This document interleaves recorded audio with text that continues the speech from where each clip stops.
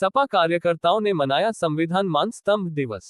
आज दिनांक 26 जुलाई 2025 को माननीय आनंद गुर्जर जिला अध्यक्ष समाजवादी पार्टी हापुड़ के कुशल नेतृत्व में उर्मिला सेलिब्रेशन हॉल निकट मनसा देवी मंदिर बुलंदशहर रोड हापुड़ पर संविधान मान स्तंभ दिवस के रूप में मनाया गया। आदरणीय चौधरी रुद्रसेन राष्ट्रीय महासचिव समाजवादी पार्टी कार्यक्रम के मुख्य अतिथि रहे। संविधान मान स्तंभ दिवस के अवसर पर सभा की अध्यक्षता आदरणीय श्री शीशपाल सिंह जी के द्वारा की गई। मुख्य अतिथि नीरज पाल चौधरी राष्ट्रीय महासचिव, नैना गुर्जर जी, पूर्व मंत्री भूषण शरण त्यागी, राष्ट्रीय सचिव पूर्व प्रत्याशी रविंद्र चौधरी, पूर्व अध्यक्ष तेजपाल प्रमुख।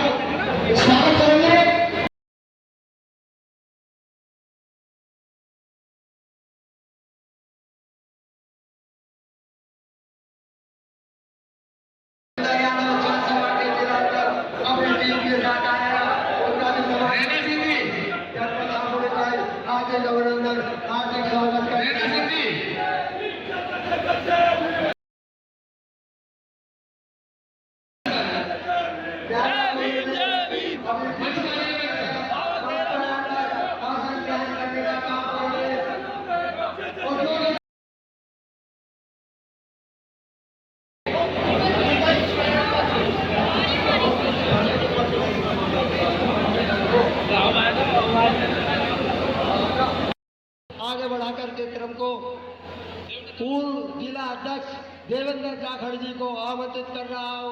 पूर्व जिला अध्यक्ष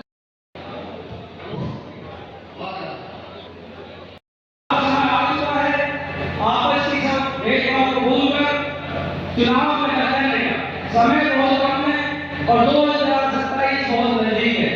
अपने अपने बूथ को अपने अपने गांव में अपने अपने बूथों को मजबूत करने का, अपने पड़ोस में अपने कार्यकर्ताओं को मजबूत करने और 2027 में चुनाव जिताने का काम करें।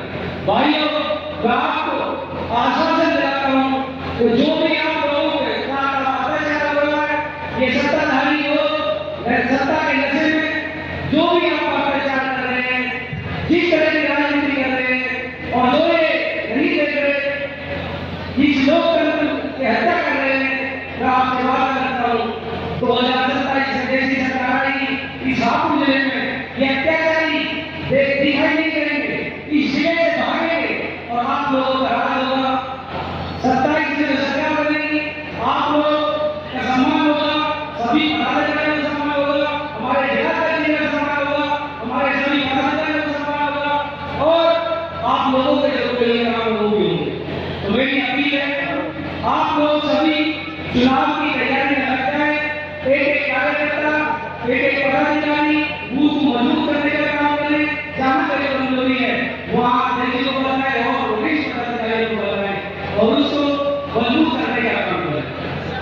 भाइयों, समय भी कम है और मुझसे पहले भी वक्ताओं ने काफी बातें बता चुके हैं। अभी आज का जो समय है, आज का जो दिन है, हमारे मुख्यमंत्री और हमारे सभा के अध्यक्ष उनकी बातों को सुनेंगे और उन बातों को सुनकर एक एक कार्यकर्ता एक यहाँ से मिशन लाने जाएगा कि हम आज से 2027 की चुनाव की तैयारी सभी चरणों अपनी करते हुए स्वागत करते हुए सभी का धन्यवाद करते हुए अपनी वाणी और आरक्षण को खत्म करी करते हैं।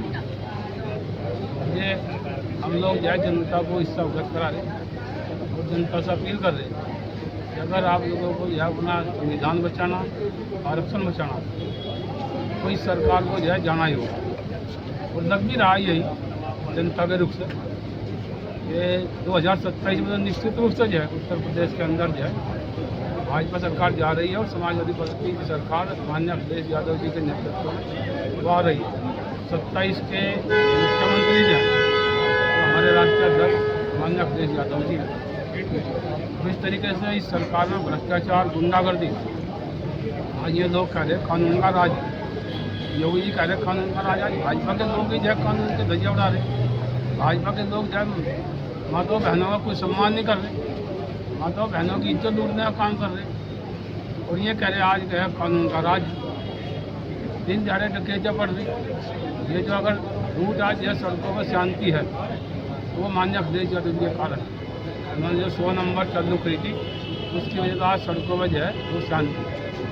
इसका श्रेय लेने की कोशिश जो है भाजपा के लोग कर रहे हैं। आप लोग भी पत्रकार भाई हैं, आप सब जानते हैं कि 100 नंबर अगर सड़कों पर ना हो तो सड़कों का आज के टाइम में जब बुरा होता, जबकि सरकार यहाँ आंकड़े जो है बता रहे कि प्रदेश जो है वो क्राइम में पूरे देश में नंबर 1 पर है। और योगी जी जो ढोल पीटता आज जो है कानून का राज है, का यही कानून का राज है। महिला की इज्जत लूटी जा रही, दिन झाड़े जो है कत्ल हो रहे। अभी आपने देखा होगा कि दिन झाड़े कत्ल हो रहे, इसी कानून का राज कहोगे आप लोग। अगर यही कानून का राज है तो ऐसी योगी सरकार जनता को नहीं चाहिए। सर, सपा सांसद इकरा हसन जी के ऊपर जो सियासत गरमाई जा रही है उसके बारे में क्या कहना है? बेहद गंदी टिप्पणी, बहुत ही बेहद गंदी। और ऐसे आदमियों को तो जो पीटना चाहिए, उन्हें तमीज ही नहीं है। एक महिला है, सम्मानित महिला है, वो सांसद है, उसके बारे में आप इतनी घटिया टिप्पणी करोगे, इतनी घटिया मानसिकता ये भाजपा के लोगों की हो सकती है और किसी की तो हो नहीं सकती। और ये महिला को सम्मान करेंगे तो महिला को अपमान करने का काम कर रहे हैं। उपराष्ट्रपति के इस्तीफे के बारे में आप कैसे देखते हैं? ये तो सरकार ने जबरदस्ती दिया गया, सब जानते हैं। ये पता लग रहा एक व्यक्ति सुबह 10 शाम तक स्वस्थ होकर के जाए तो राज्यसभा की कार्रवाई को चला रहे और अचानक ही बीमार हो गया, तो उन्हें बीमारी की वजह से इस्तीफा देना पड़ गया। प्रधानमंत्री ने एक लाइन का 1-2 शब्द में जो है निपटा दिया। मैं उनके स्वस्थ जीवन की कामना करता हूँ। ये प्रधानमंत्री का शब्द ऐसी क्या वजह रही कि इस्तीफा देना पड़ा उन्हें? क्योंकि धनखड़ जी जो सच्चाई के रास्ते पर चल रहे थे। वो सच्चाई का रास्ता तो आप जानते हैं, भाजपा के लोगों को तो कहीं पसंद आए ही ना ही सकते हैं। सच्चा बोल ही सकते, वो सच्चा तो है जब बोलेंगे, यहाँ झूठ से फुर्सत नहीं है। ऐसी कोई सच्चाई बताएंगे आप जिस सच्चाई के रास्ते पर चल रहे हैं? सच्चाई के रास्ते में चल कहाँ रही है? तो अभी ये जो जस्टिस वर्मा के खिलाफ महाभियोग प्रस्ताव आ रहा था उसको राज्यसभा मंजूरी दे रहे थे, वो ना मंजूर नहीं थी। वो विपक्ष का प्रस्ताव था, विपक्ष के प्रस्ताव को मंजूरी दे रही थी और विपक्ष को पढ़ता था कैसे देख सकते। सबसे मेन कारण तो यही रहा। और कई कारण है कि विपक्ष को लोगों को ज़्यादा बोलने का समय दे रहे थे।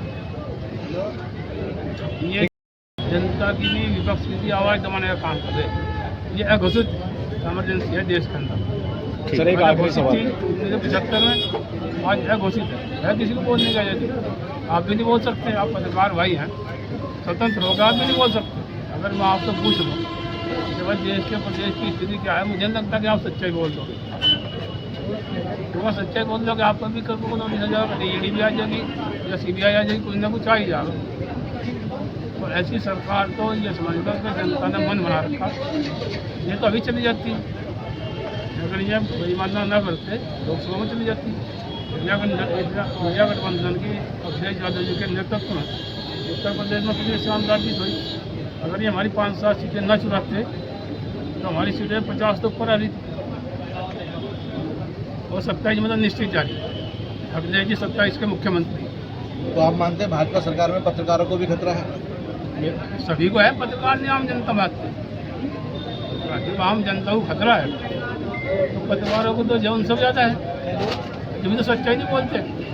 आज अगर टीवी के ऊपर आप देखोगे जितने भी एंकर है, भाजपा के प्रवक्ता की जरूरत नहीं है। ये खुद ही प्रवक्ता गिरी कर रही है भाजपा की, बोलने को भी जी नहीं करता, टीवी सुनने को भी जी नहीं करता। आप बता दो, आप पत्रकार है या नहीं है ऐसा? आज माननीय राष्ट्रीय अध्यक्ष अखिलेश यादव जी के निर्देशानुसार 26 जुलाई 2025 को आरक्षण दिवस, आरक्षण आज के दिन 26 जुलाई को लागू हुआ था। आरक्षण दिवस को समाजवादी पार्टी ने संविधान मान स्तंभ दिवस के रूप में मनाया है। 1 वर्ष पूर्व 26 जुलाई को अपने संविधान मान स्तंभ की स्थापना जनपद के सभी कार्यालयों में, उत्तर प्रदेश के पूरे जनपद में उसकी की थी और उसका संविधान मान स्तंभ आज मनाया गया था। उसके मुख्य अतिथि चौधरी रुद्रसेन जी हैं, जो राष्ट्रीय महासचिव सहारनपुर के हैं। पूर्व मंत्री रहे इनके पिताजी यशपाल सिंह जी, तीतरो गांव के आते हैं, गुर्जर फैमिली है, बहुत बड़ी परिवार से आते हैं। उसके उनको मुख्य अतिथि बनाया गया, तो वो लोग यहाँ आए थे और बड़ा अच्छा प्रोग्राम रहा। तमाम पार्टी के कार्यकर्ता पदाधिकारी वो लोग मौजूद रहे और बहुत अच्छे से कार्यक्रम रहे। की गई है योगेंद्र राणा के द्वारा, उसके बारे में आपका क्या कहना है? हाँ, आपके सवाल का बहुत अच्छा आपने सवाल मुझसे पूछा है कि योगेंद्र राणा अपने आप कहता है एडवोकेट योगेंद्र राणा, उसका आपने देखा होगा। मैं भी एक अधिवक्ता हूँ। अधिवक्ता की क्या भाषा होती है, क्या परिभाषा होती है, उसको तो ज्ञान नहीं है। उसकी जो अभद्र भाषा है उसको लेकर पूरे समाज में रोष है। इकरा हसन गुजर परिवार से भी आती है, गुजरों की भी बेटी है। तमाम गुजर समाज में उसको लेकर बहुत बड़ा रोष है। एक मीटिंग हमने घर में भी की थी, लेकिन हम लोग फिर भी समझदारी का परिचय देते। मैंने उन लोगों को समझाया कोई ऐसा कोई कदम मत उठाओ ताकि इसकी शांति भंग या किसी का प्रभाव न हो। इसलिए लोग समझाए एक बेवकूफ़ आदमी उसके बारे में क्या मैं शब्द कहूँ, मुझको तो उसके लिए शब्द ही नहीं है।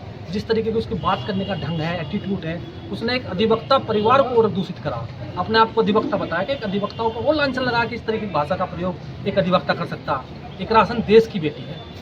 आज इकरा हसन का पूरे देश और विदेश तक में नाम है। इकरा हसन इतनी कम उम्र में सांसद बनकर किस तरीके से बेबाक अपनी बात को संसद में रखती है और सौ समाज की मदद करती है।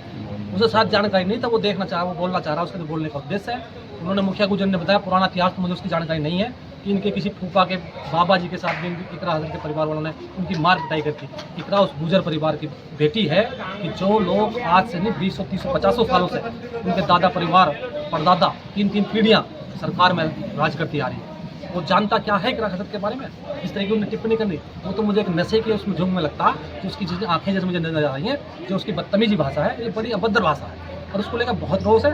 इकरा हसन वहाँ अनंतपुर तक गुजर परिवार में वहाँ गई है जहाँ 3-4 स्टेटों के लोग इकट्ठे हुए हैं। गुजर परिवार ने क्या सम्मान करा उसका देखा आप लोगों ने वीडियो में? क्या बोल रहा सहारा इकरा हसन के बारे में? क्या है तू तो कुछ भी नहीं लायक। अगर उसके बारे में एक शब्द भी करा के सामने बात करें तो वो भी बिल्कुल शून्य है हमारे लिए। वो बहुत ही गलत उसकी टिप्पणी है, उसका बहुत रोष है। उसमें हमने भी ज्ञापन दिया है, महिला सभा का प्रोग्राम था, उसके खिलाफ FIR पुलिस ने लिपापोती की है। इन लोगों को भाजपा सरकार संरक्षण देती है। जैसे उस ADM ने अभद्र भाषा का प्रयोग किया और ADM के खिलाफ आज तक कोई कार्रवाई नहीं हुई। वो ADM यहाँ होते तो हम बताते कार्रवाई नहीं हो पाती।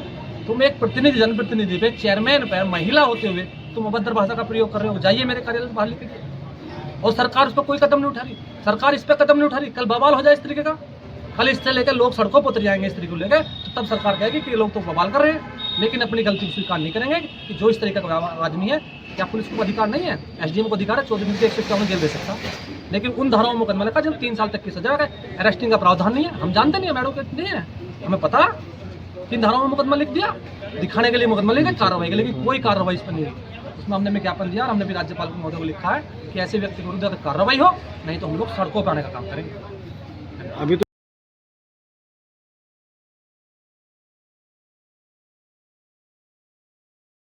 ये